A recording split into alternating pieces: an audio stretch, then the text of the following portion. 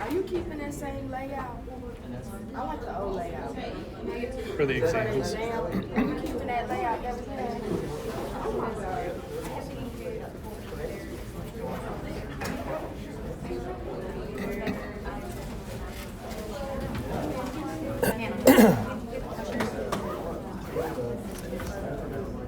Okay, so we'll go ahead and get started. A couple announcements. Your exam 0 will open today and close tomorrow at 2:15. That's a review of organic 1 stuff. So you're given a molecule.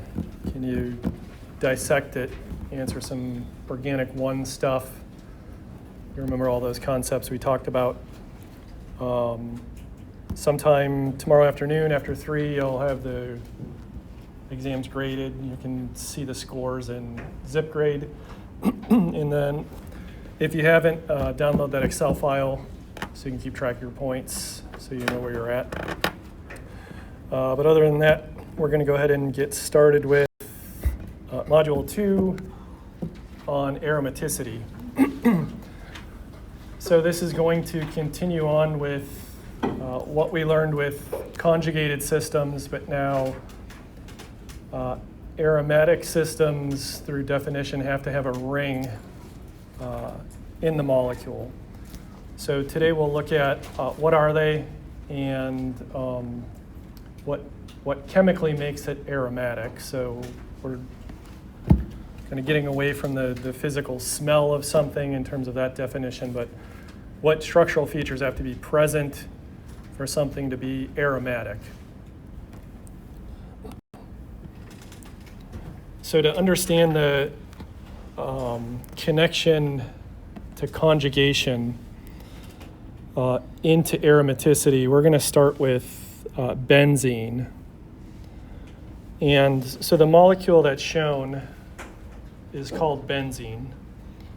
And I have in blue here this other name, cyclohexa-1,3,5-triene. So I'm going to say that's kind of a theoretical model for the purpose of explaining aromaticity. So if we were to take a triene,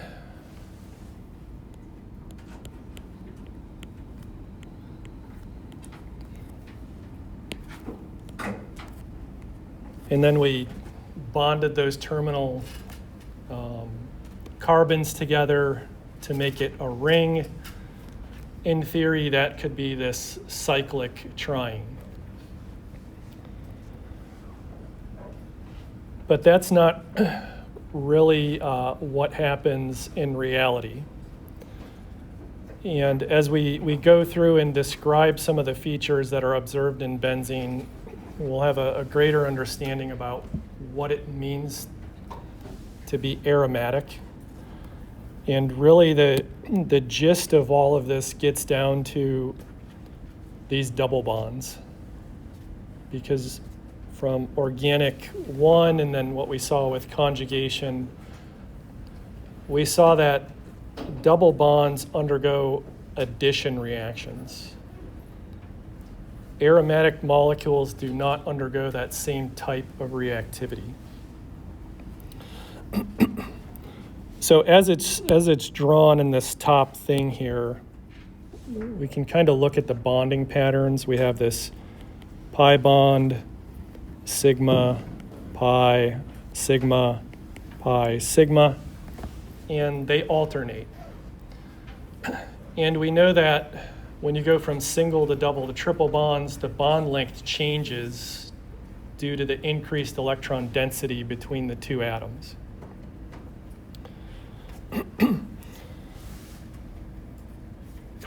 That's not the case for benzene. So every bond length from carbon to carbon is 1.39 angstroms. And that, remember, was 10 to the minus 10 meters. So it's pretty small, but every bond length is the same. So that leads us to these structures here shown by the resonance arrow. And it's very subtle, but look at the location of these double bonds. So on the on the left structure, you can see them 1, 2, 3. Then on the right, they're alternating between the other carbons.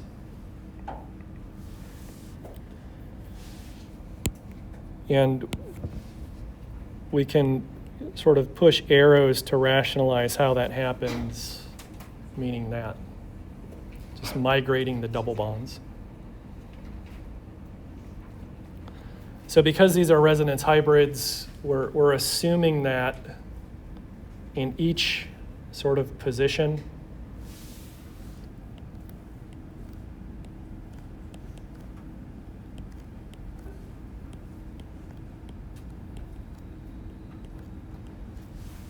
so you can pick any relationship, carbons 1 and 2, carbons 4 and 5.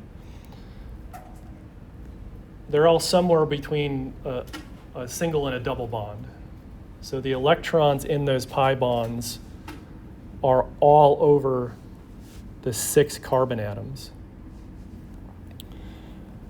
Sometimes books will represent that as the ring and then that circle. So I don't use that convention in teaching, because when we start learning the reactions of benzene, we want to show where the electrons are coming from. And so the circle here is representing 6 electrons. But we want to know actually where they're coming from when stuff starts to happen. So your book might use that. I'll be using this format.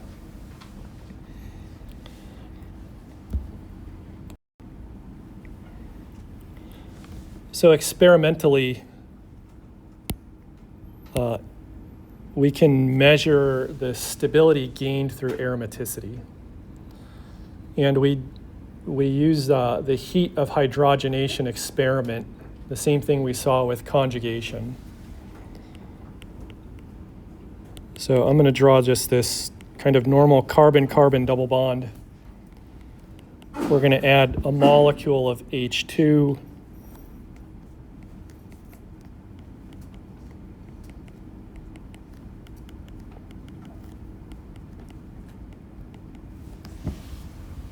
So it's an addition of H2. Each carbon gets a hydrogen, and then some heat is given off. And so we went from an alkene to a conjugated diene to triene. And we saw that as you added more of those alkenes, the amount of heat produced was less and less, and that was a measure of stability. So if we look at cyclohexene, then we stick another double bond in there and make it conjugated. We have a 1,3 diene, and then this was our theoretical molecule. If we hydrogenate each of those, so cyclohexene would take 1 equivalent of H2, that would be reduced to cyclohexane. Cyclohexadiene would take 2 equivalents, and then it would also be reduced to cyclohexane. And then our theoretical molecule here would require 3. It's still going to the same molecule, cyclohexane. We can measure for cyclohexene, the heat produced is negative 120 kilojoules per mole. So when we throw in that second double bond, you could just say 2 times that would be negative 240. But it's not. And so that difference is the stability from conjugation. Then if we said negative 120 times 3, that would be negative 360 in theory. Well, it turns out when you actually take benzene and you hydrogenate it, it gives off that much heat, negative 208. when you would expect it to give off about negative 360 or negative 348, just based on conjugation. So the difference between what we observe and what we expect,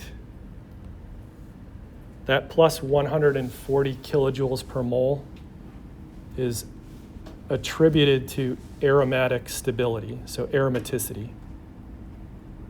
So it's something we can experimentally measure. And so why doesn't that behave like this linear pattern where we're plotting the dots? So we're going to look at the structural features present in benzene and then kind of extrapolate it out to other molecules that meet some of the criteria of looking like benzene. Are they aromatic? Or if they're not, why are they not aromatic? What's going on in terms of counting? So say electron counting. So we know that a pi bond is made of 1 and 2 p orbitals. So each carbon is contributing a p orbital, and it's contributing 1 electron. So total there's 6 electrons. And then it turns out when you're looking at series of things, there's a criteria that has to be met in terms of the number of those electrons. And then just visually, there's other things you can say, yes, this may be aromatic, or no, it can't be, based on how the carbons are hybridized.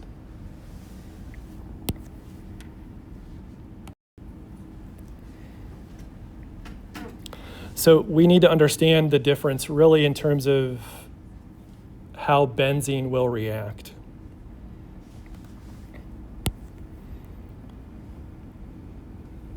So let me just draw up another cheap sort of concept here. So we have an alkene.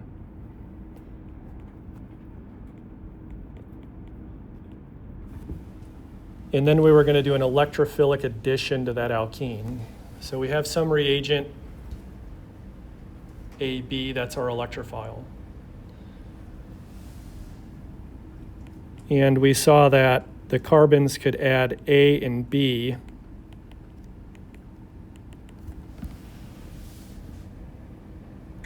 So that the hybridization of the carbons changes from sp2 to now sp3. So that's electrophilic addition.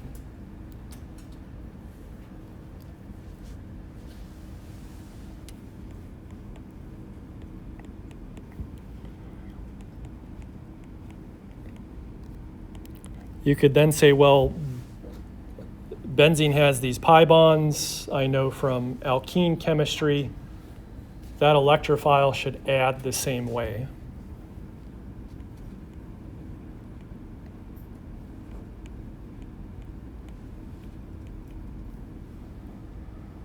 But that does not happen. And so that's due to that stability called aromaticity. So we're going to talk about aromatic compounds today. Then next week we'll talk about the reactions and the mechanism by which benzene reacts. It's primarily one mechanism.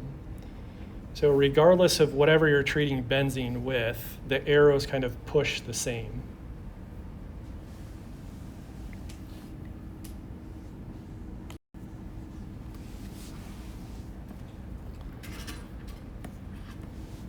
So we're going to dig a little bit deeper in understanding why these are not isolated pi bonds.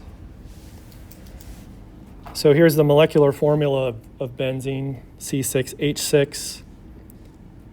There's 6 p orbitals. Each carbon contributes a p orbital plus an electron. We can tell visually by looking at it, there's 4 degrees of unsaturation. So 1 ring plus 3 pi bonds.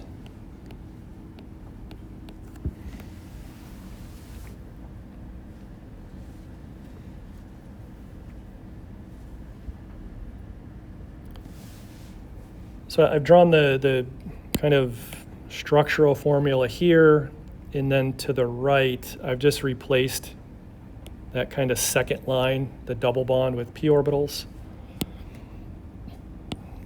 And say I'm going to draw a dot in each one. So that represents those electrons. So the electrons actually, when you take those orbitals from the hybridized carbon, they're going to make molecular orbitals. So those 6 electrons actually kind of appear as like a cloud, or like, imagine that's like a hamburger. So you have your bun on top and your bun on the bottom, and then all the stuff in the middle is your fixins. So the buns are the electron clouds. Because we're taking 6 p orbitals, we have to make 6 molecular orbitals. And I'll show you what they look like. They get a little funky. I would never expect you to like predict what they look like because a computer drew them. But the take-home message here is, of the 6 p orbitals we're using, we're making 6 molecular orbitals. And then remember, when we make molecular orbitals, we have bonding, and then what are the other ones? Anti-bonding. It'll get a little bit more complicated based on the number of carbon atoms. There can be a third type of orbital called non-bonding. And that's what is going to help us determine if something is aromatic or not aromatic.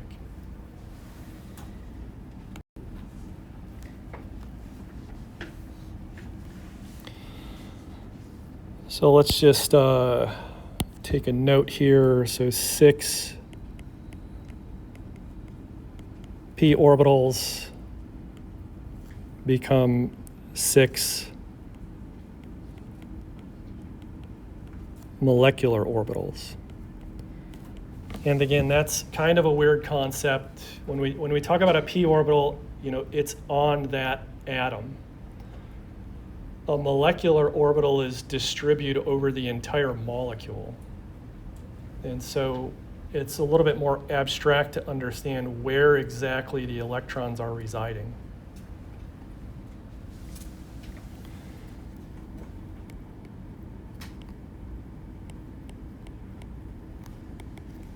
So 6 molecular orbitals.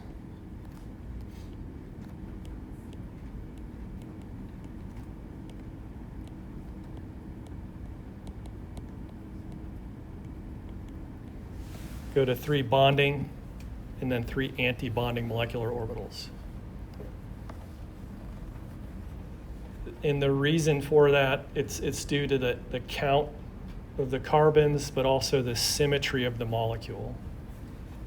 And so we're going to look at a way of kind of drawing these things to determine, of all these p orbitals, how can we arrange things so that when we start filling the molecular orbitals with electrons, we know if it's aromatic or not.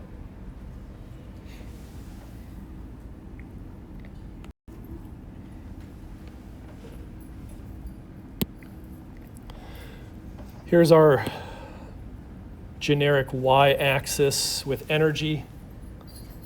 So we're talking about relative energies, where the lower is lower energy, the more red up here is higher energy. We have our 6 p orbitals. They're going to mix through some math and form these molecular orbitals. And of that, 3 of them become bonding. So notice where we're starting with the energy level. These bonding ones are lower in energy than the isolated p orbitals. Then we have this line that continues across. So that separates the higher energy or antibonding.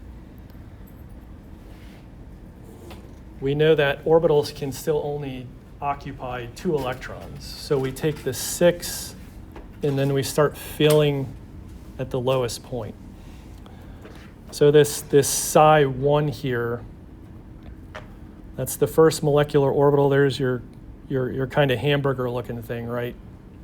So your two buns. We populate that with 2 electrons. Then when we go up, we have psi2 and psi3.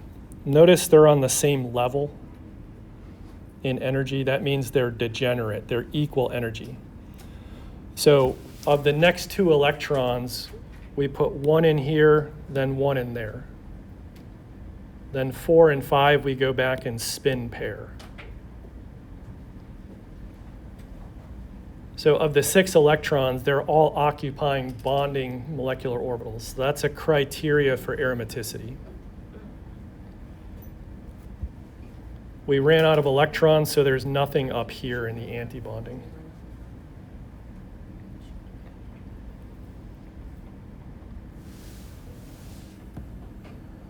So notice your hamburger here. We eat bunny bread in my house. I don't know if you're well-to-do and you get more expensive bread than that, but this is your bunny bread hamburger bun here. Notice it's full, it's not squished. Made it home from Walmart okay. These next 2, they're on the same level. So the bun's whole. Here, the bun is not whole. It's been sliced once. Since they're on the same level, they each have 1 node. So here you can see it's been sliced kind of in half. And then this way it's been sliced the other way in half. So psi1 or psi2 and psi3 have 1 node. Then when we go up to the 4 and 5 in the antibonding, those will have 2 nodes. So you've kind of now sliced here and here, so now you have quarters. And then the highest wave function, psi6, will have 3 nodes. And you can kind of tell that by looking at one sort of face of the bun where the color or the phase changes. That's where a node is going to be.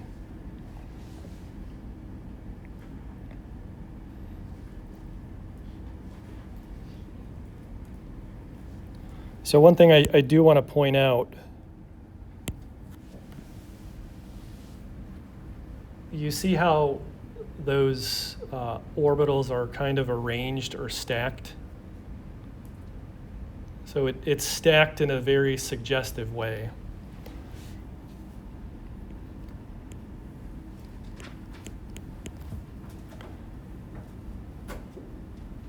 So we could draw benzene like that, but I could also draw it like this. So if this were the ground, the benzene is sitting on 1 carbon or a point. The other way, if this was the ground, the benzene's now sitting on this edge or 2 points. So the way this is drawn is very suggestive of this. And the reason for that is wherever you see a carbon, that's how you're going to stack these orbitals. So you have 1 low, then you have these 2 which are the same energy. Then you split the molecule in half. You have these upper 2 ones here, and then the top.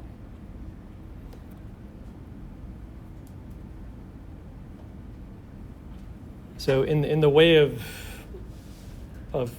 pushing electrons into orbitals, you kind of always need the molecule to stand on a point. It can't kind of stand on an edge here, because then the orbitals would not make sense in terms of what is bonding versus anti-bonding.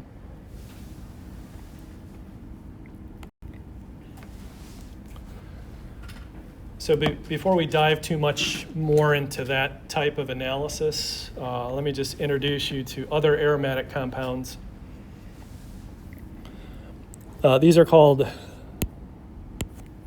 polycyclic aromatic hydrocarbons. So notice they're only carbon and hydrogen. They're referred to as PAHs.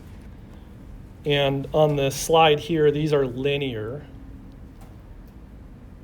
So each benzene ring that you add just goes in a line. And they have fancier names than what's shown, but these are the common names. So naphthalene, that's in mothballs. Anthracene, now we have 3. I think after that, it's just the number prefix. So tetracene, pentacene, hexacene, decacene. By and large, most of these are solid compounds. Again, what tends to happen with aromatic compounds, because each carbon is sp2 hybridized, and that means the geometry is trigonal planar. So these tend to be flat. So overall, it's like just a flat structure. And then imagine you have a lot of them. How do they want to arrange themselves? They just want to stack on top of each other.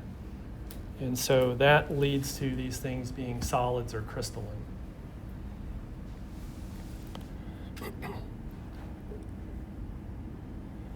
Another interesting thing about,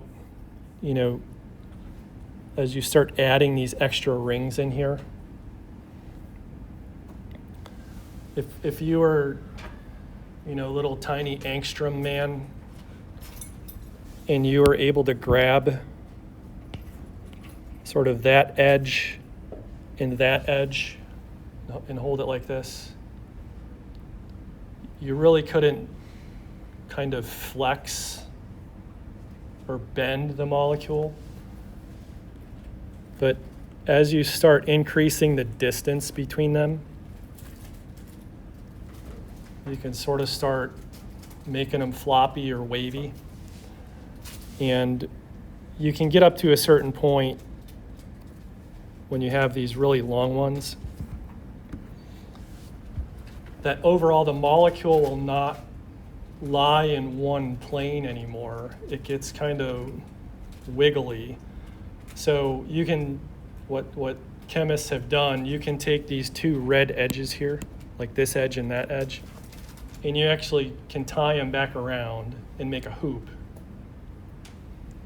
And so you need a certain number of benzene rings to do that, so the molecule is not unhappy with strain.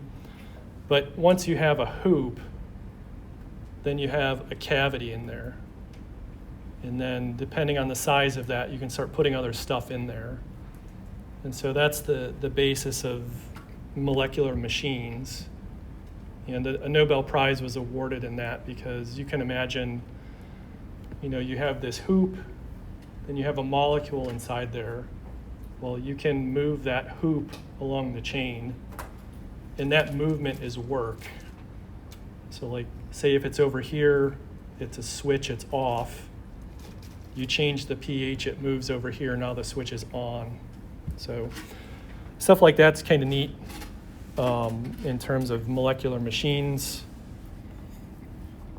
And scientists like that stuff because there's always this, the future, there's going to be little machines delivering drugs to a specific cell in your body or something, and that's how it's rationalized. So the angular PAHs, now the rings will have a bend or a curve in them, so they're no longer linear. And so these all have these common type names. So phenanthrene, and then you get this really weird nomenclature to understand. Benzo C-phenanthrene, tetraphene, chrysene. So with the linear ones, remember I said they get wobbly and eventually you could take the ends and form a hoop. If you can imagine in your mind, if you took this one and you kept adding rings, could you take that edge and attach it to that?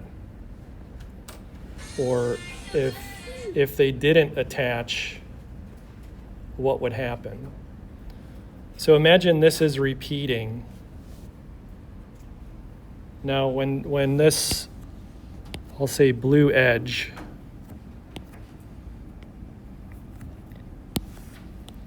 you keep adding more of these, what happens when that edge gets over here? Well, it can go above or below. So if you think about that, it's going to form a spiral. So that spiral can go kind of up or it can go down. And that's called helical chirality. And it's a similar concept to why DNA is a helix. What is the handedness of how that thing coils?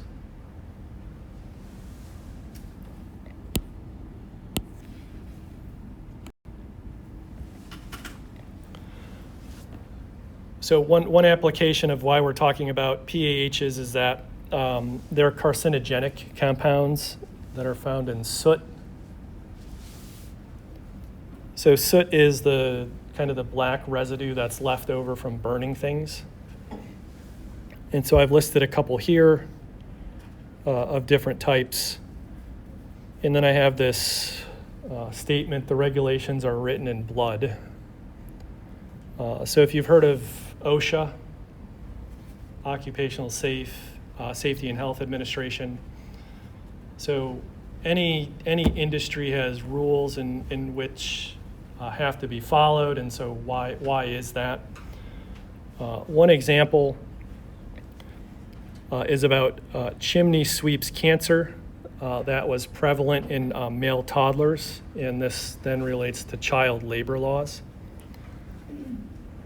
So what is it about these compounds that make them carcinogenic? So Percival Pott was a physician, I believe, that kind of recognized this was happening in these male toddlers were getting, these symptoms from working this job, and then they figured out where exactly, this cancer was happening. So you can read the excerpt here from Wikipedia, but basically, how many of you grew up in a house with a chimney in it? It's not, well, I guess it's more common than like an actual wood burning chimney, not these gas things. And so, you're burning the wood, the wood, you see the orange flame, but then what is also being produced is that smoke, and then there's the soot. That soot will accumulate on the brick, and then eventually it makes the chimney inefficient to remove the exhaust out the gases and stuff. So who can fit in a chimney? These toddlers can, so they'd either climb up or be lowered down to clean this off. And it's hot in there, it's sweaty, so basically they're exposed to these molecules. And I'm not going to get into an anatomy lesson, but the scrotum of the male reproductive system has a lot of wrinkles and folds due to the necessity to change temperature. And so when these toddlers would sweat, it would be contaminated with this soot, and then the soot would reside in those folds and sort of sit there and cross through the skin, then get into the body. And so these compounds would reside in the testes, and basically what they do, remember, because they're flat, they would interact with DNA. You know what DNA with the double helix, then you have these kind of base pairs like the ladder. So each base pair is like the rung of a ladder, it's flat. Well, these molecules are also flat. So they'll insert in there, and then eventually what they'll do is cross-link the DNA. So the DNA strands are only held together by hydrogen bonding. The two strands are not covalently bonded. That's because they have to be, replicated and reproduced to make new cells and whatnot. But once they're covalently bonded, you can't make more of them. And so that leads to these abnormalities and ultimately cancer.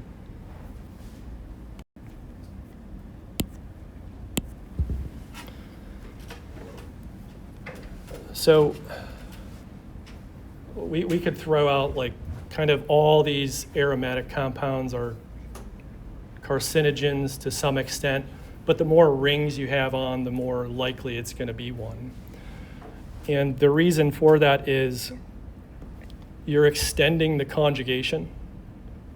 You're adding more of these molecular orbitals, and as we saw with the acyclic compounds, remember that HOMO-LUMO gap, as you added more, it started to decrease.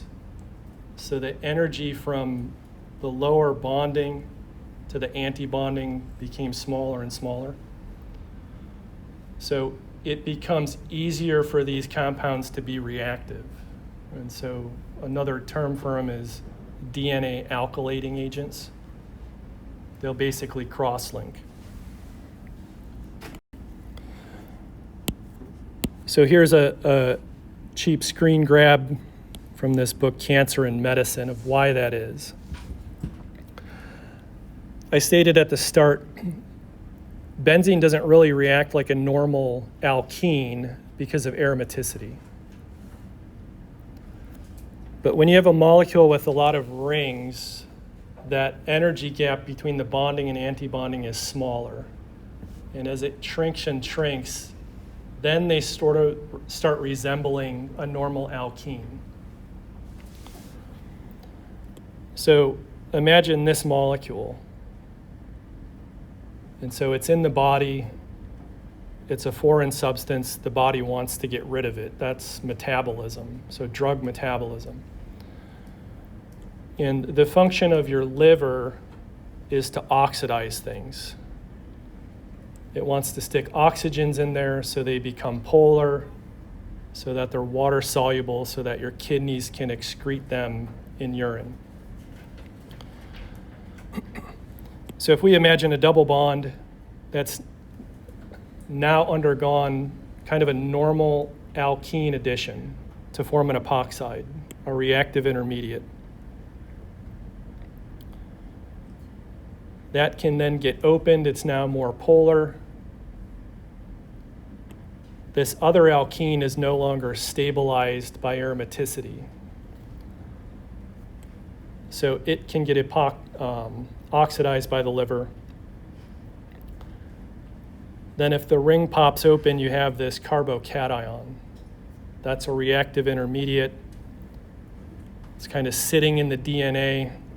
DNA has a lot of nucleophilic functional groups, and so it'll say, hey, I want to bond there. And now you've bonded that molecule to one strand of the DNA. The same thing happens over here. Now you've cross-linked them, and that's not good.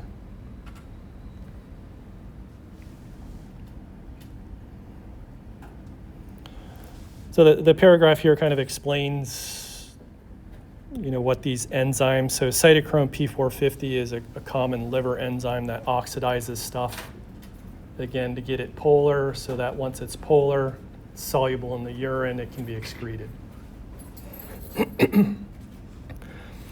So if you take a prescription drug regularly, your body is metabolizing it, and in theory, it should not be residing in your body.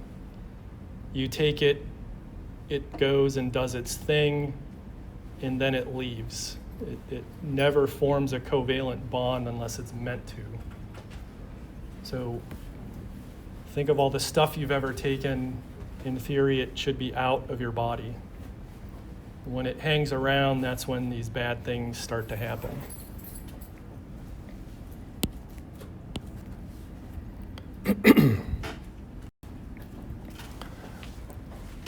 So those were hydrocarbons. We can also put in heteroatoms in these, and they can be aromatic heterocycles as well. So I have the different groups listed here. The nitrogen and then the oxygen.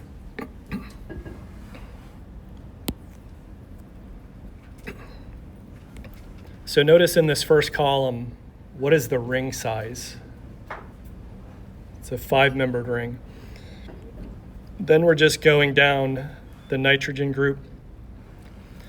Nitrogen, phosphorus, arsenic. Oxygen group. Oxygen, sulfur, selenium. We can take benzene itself, substitute out a CH for an N, that makes pyridine, then start adding in more rings. These make some common nitrogen heterocycles.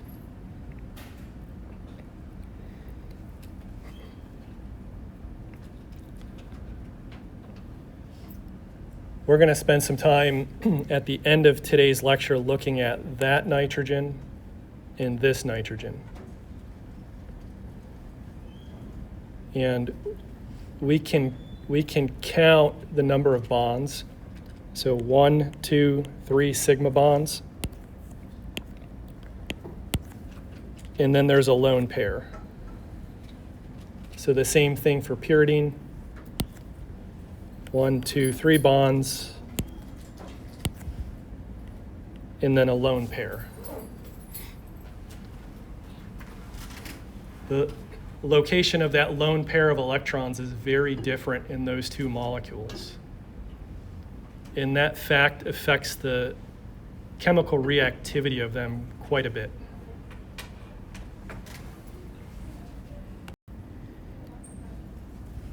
So what does it mean to be aromatic? Here's the chemical description. One of the first main things is Huckel's rule. So there's all this other test criteria, but the number of pi electrons is dictated by that relationship.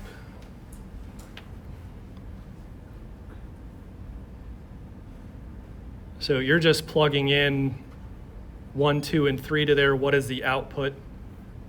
When you count the pi electrons, does it match one of those numbers?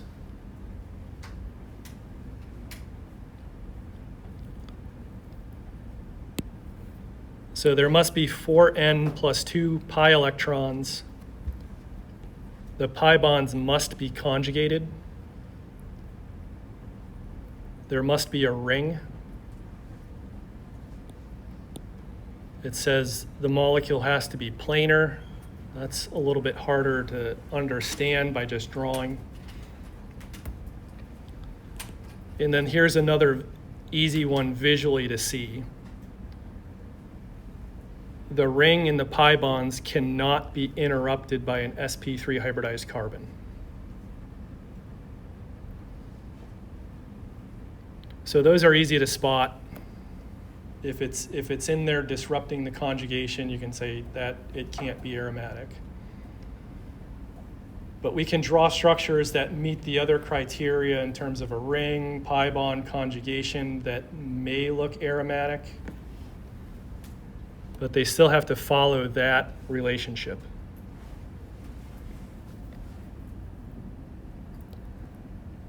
So Huckel's rule is one of those things you'll want to remember. I think there's a problem on the final about it. So what are the values? What are the outputs? So there's just n, and we're plugging that into here. So 4 times 0 plus 2, that's 2 pi electrons. And then we have the different classes, just hydrocarbons, nitrogen or phosphorus heterocycles, oxygen or sulfur heterocycles. When n equals 1, the output is 6. So that makes sense to us, right? Because we knew from counting benzene that there were 6 pi electrons. What about perol and pyridine?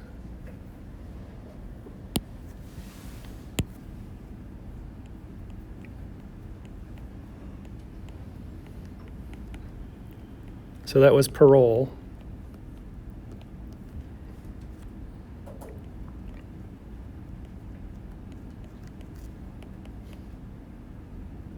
That was pyridine.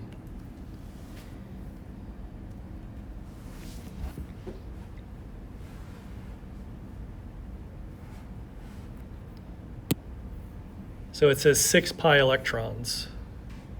So when you look at this system, and then you look at that system, the lone pair, in one of those you count the lone pair electrons and the other you don't. And that is related to the hybridization of the nitrogen atom. Where is the lone pair residing?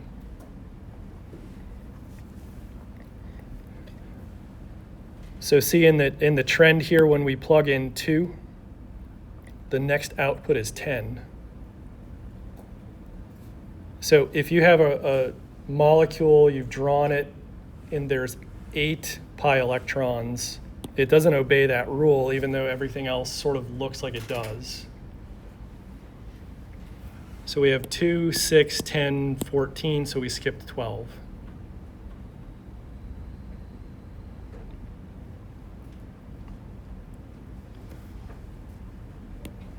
And then I have this question, what about things that have 4N? So Huckel's rule is 4N plus 2. What if something has 4N? What is that? So things can be either anti-aromatic or non-aromatic. And again, this will depend on how we draw the molecule and orient those bonding orbitals, and then how we start filling in the electrons.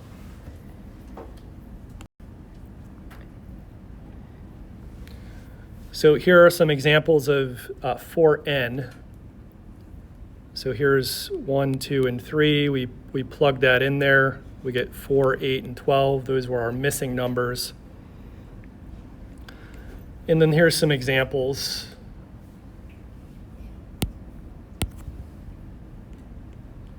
So cyclobutane, cyclobutadiene.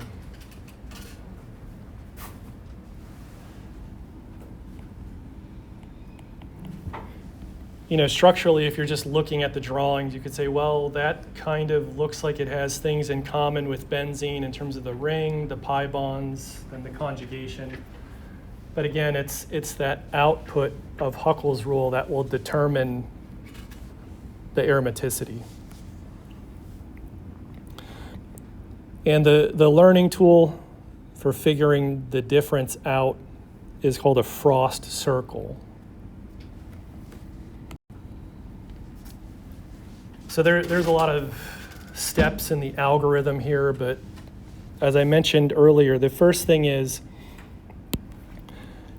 you want to take your molecule and again, stand it on a point.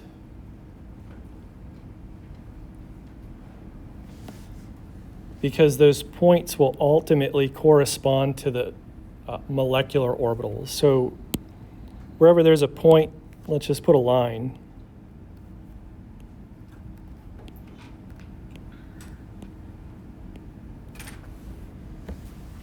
So that's what we're doing.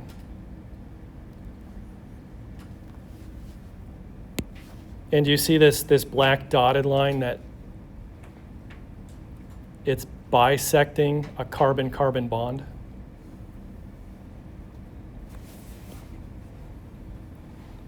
We drew no molecular orbital lines there, right? So we just have bonding and antibonding. Then you can start plugging in your 6 pi electrons. You fill the lowest, then you go up to the degenerate ones, you fill them, then spin pair them. So another thing I want to point out, those 6 electrons, again, they're all in the bonding orbitals, right? And they're all spin paired. So say you had everything looked kosher, but then something was not spin paired, then you would say, okay, it can't obey these rules for aromaticity.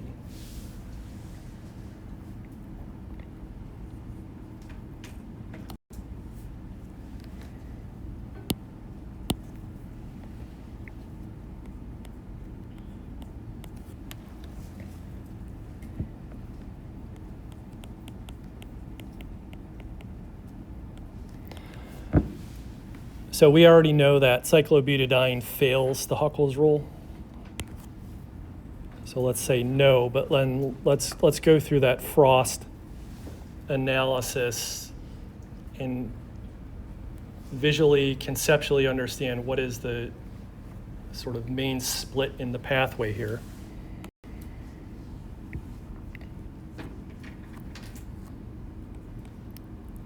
So I'm drawing it like that, but I want to sort of give it a shove so it's sitting on a point.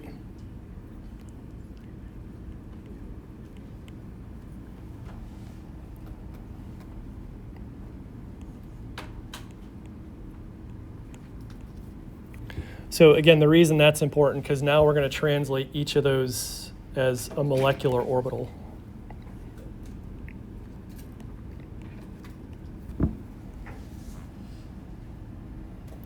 So 4 p orbitals, 4 molecular orbitals.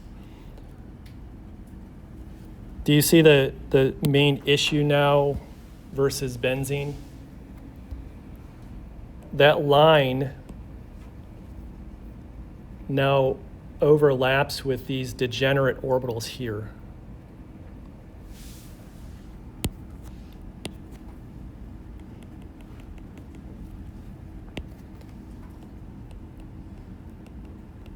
So those are bonding, or that one is bonding. This is anti-bonding. And then because those 2 ones in the middle lie on the line, these are called non-bonding.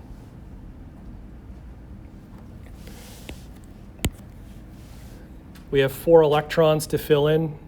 We put 1, then we spin pair it, then we go up in energy. We have 2 more, 1, and then the other one in the degenerate orbital.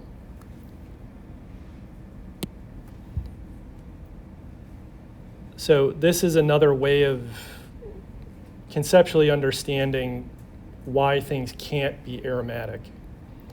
You have these unpaired electrons in non-bonding orbitals. So with this, we end up with 1 bonding, so we can eliminate A and D. 2 non-bonding, or A and D, so 2 non-bonding, we can eliminate B, and therefore C is the correct answer.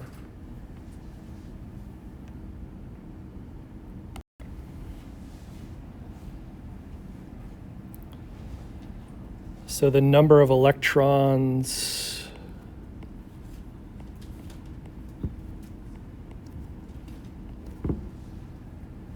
we have 2 in the bonding,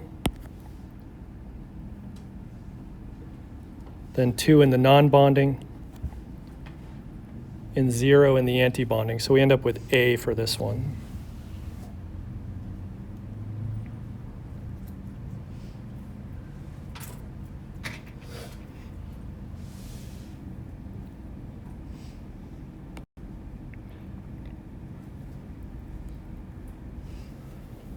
So without me drawing the structure up there, cyclopentadiene, why don't you draw that, inspect it, and see if you can answer the question.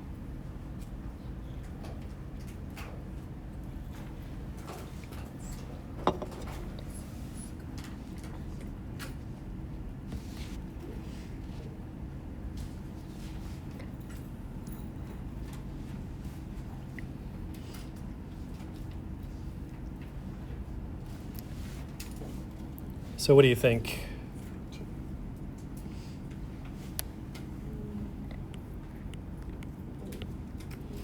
So there's cyclopentane, there's cyclopentadiene.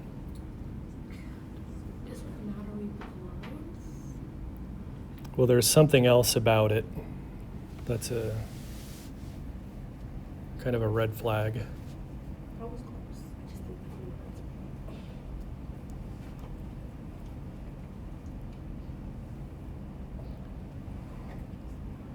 What do we think?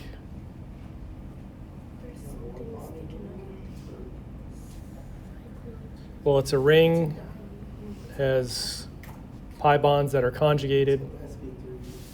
So this carbon is sp3 hybridized.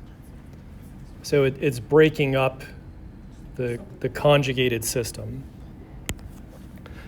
So cyclopentadiene is not aromatic due to that, but then also it doesn't obey the Huckel's rule as well. So there's multiple things we can diagnose it with.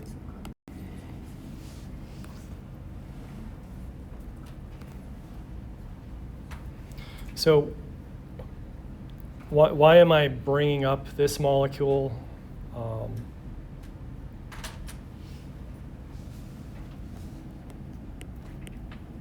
That carbon's sp3 hybridized.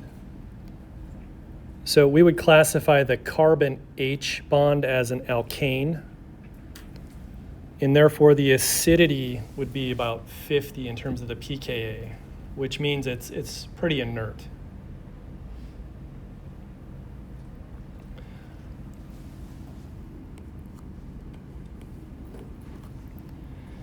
In cyclopentadiene, it's still sp3 hybridized. But now look at the pKa value. It's 16. So on the pKa scale, 50 was kind of the max, not very acidic. We're dropping down from that quite a bit to 16.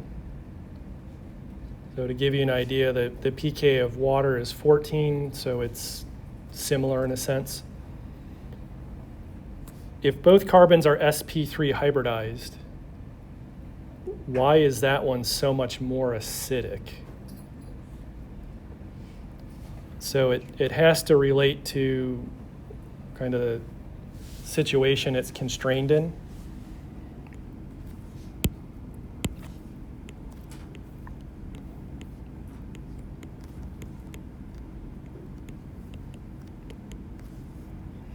So I'm just going to say B for base. I'm going to draw an acid-base reaction.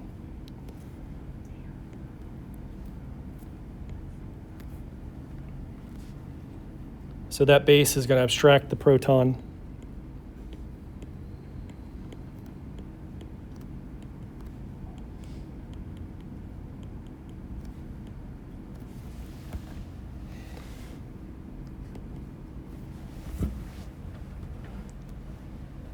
So now we started with 4n electrons, and now how many do we have?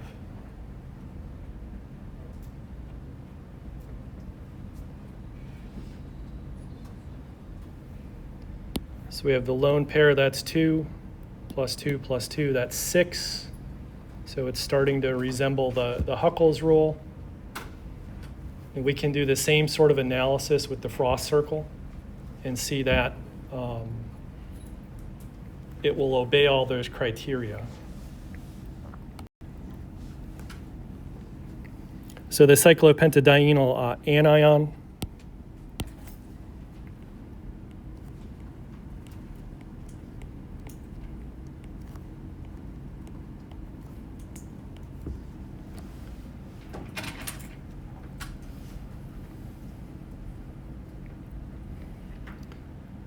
we have 6 electrons to fill in now.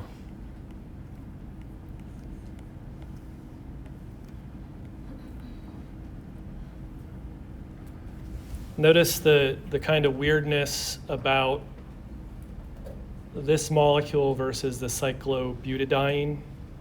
Like where do we draw that line in terms of separating bonding from anti-bonding? And then is there a non-bonding? So the best explanation I can give you is that even though these two carbons are on the sort of same line for the molecular orbitals, that's not non-bonding, because overall the molecule isn't symmetric from top to bottom. And what I mean by that is, see here you have 1 carbon, and there you have 2. So that line of symmetry we drew for the cyclobutadiene is because it looked the same on the top and the bottom. So we're going to stick that line basically kind of here. So anything below is bonding, anything above is anti-bonding.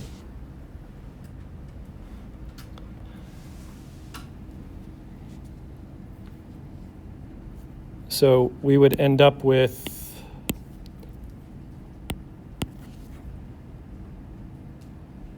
three bonding, 0 non-bonding, and 2 anti-bonding.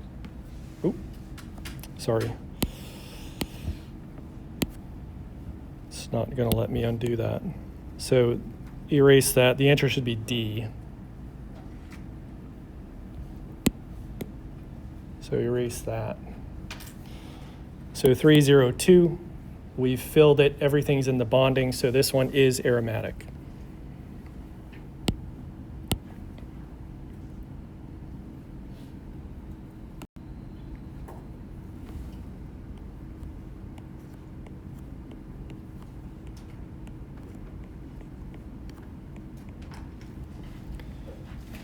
And then here we would end up with B as in boy, because all 6 are in the bonding.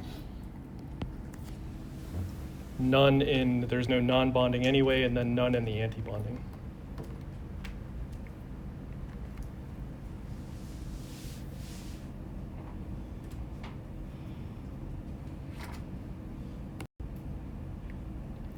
So is the cyclopentadienyl anion aromatic? That one's yes.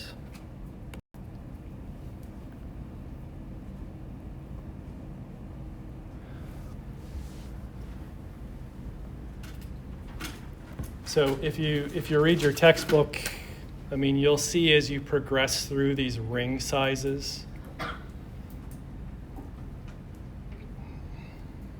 So we went through a 5-membered ring. What about a 7-membered ring?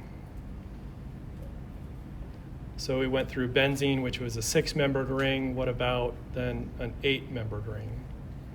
So based on the Huckel's rule, you'll be able to kind of categorize things in a straightforward manner in that sense.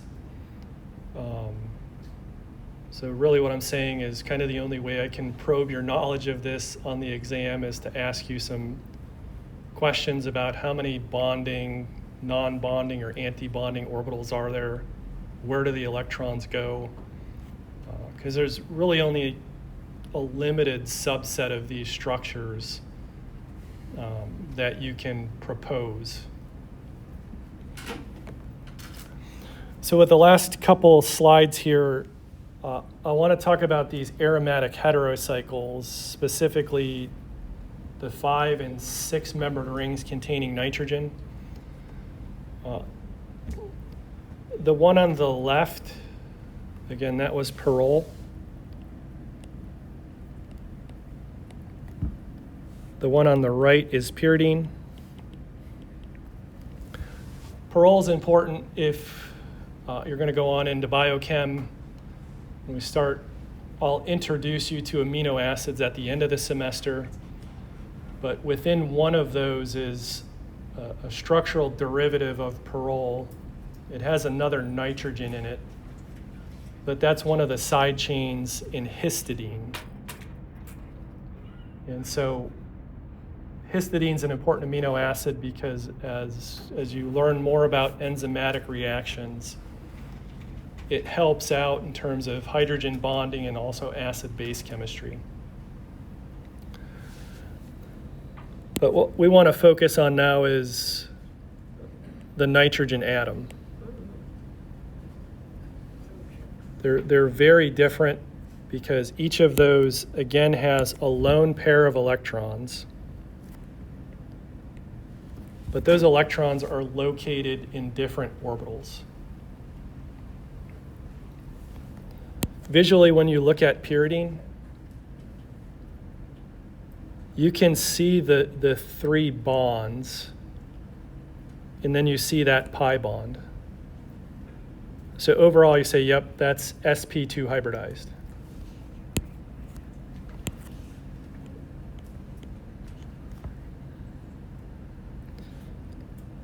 When you look at pyrrole, you see 1, 2, 3 bonds. They look like sigma bonds. So you could say, well, that's got to be sp3 hybridized.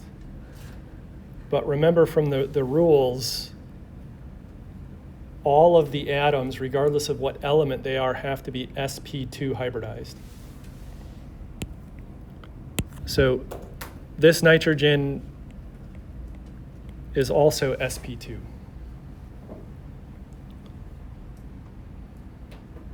So where is the red flag in this?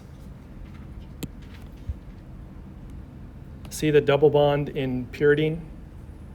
Well, we know a double bond comes from a p orbital and a p orbital.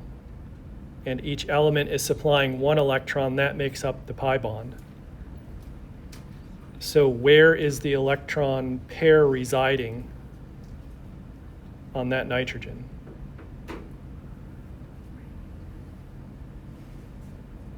So it has to be in an sp2 hybrid orbital. In Perol, the lone pair has to be in a p orbital because it has to be in conjugation with the other pi bonds. So if that lone pair is in conjugation, it's making it less reactive than that one, because that one's just sticking out into the ether. It's like, hey, I'm a lone pair, I'm electron dense, I want to do some reactions. So even though they're both nitrogens, the functional group reactivity is very different.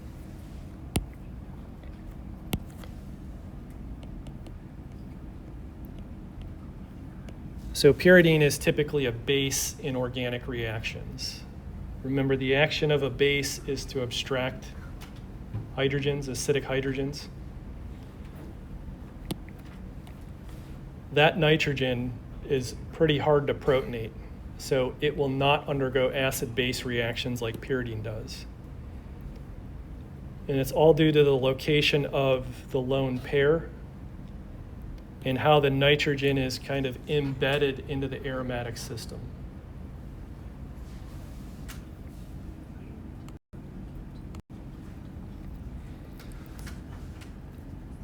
So for Perol, the lone pair, again, is in a p orbital. For pyridine, the lone pair is in an sp2 hybrid orbital.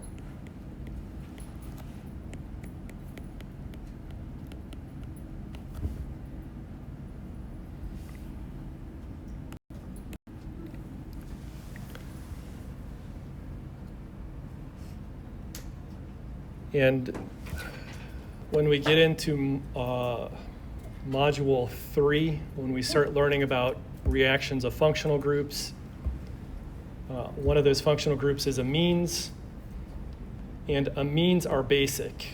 But when we talk about acids and bases, we always talk about acidity, but there's also basicity. So in comparing these two, which is the better base, which one wants to abstract a proton better, it's going to be pyridine because that lone pair is more available to bond. So if you take pyridine plus HCl, that lone pair will abstract that hydrogen. So that's the acid-base reaction. Nitrogen then becomes plus, chloride left, so it's minus. You have plus and minus, and these are called salts. So a pyridinium salt. It has the form of a salt that you learned in Gen Chem, where something's plus and something's minus. That's like the connection to like table salt, NaCl. So even though it's organic, it can still be a salt. If you took Perol and treated it with HCl, it would not protonate, because that is not a strong enough acid. You have to use a really strong acid to get that nitrogen to protonate, because it does not want to disrupt the conjugation. Any questions? So again, this is kind of a short module, maybe too short because it takes me forever to write exams, believe it or not. So where we're going with, we have this lecture, then 3 more, then the exam for this. We're basically going to start with benzene. We're going to learn the reactions of benzene.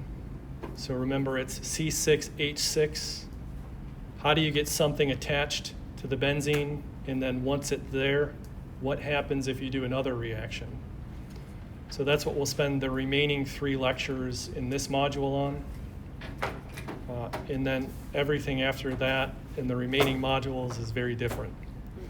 So you have your exam 0, which again is a review of organic 1. That's open for 24 hours.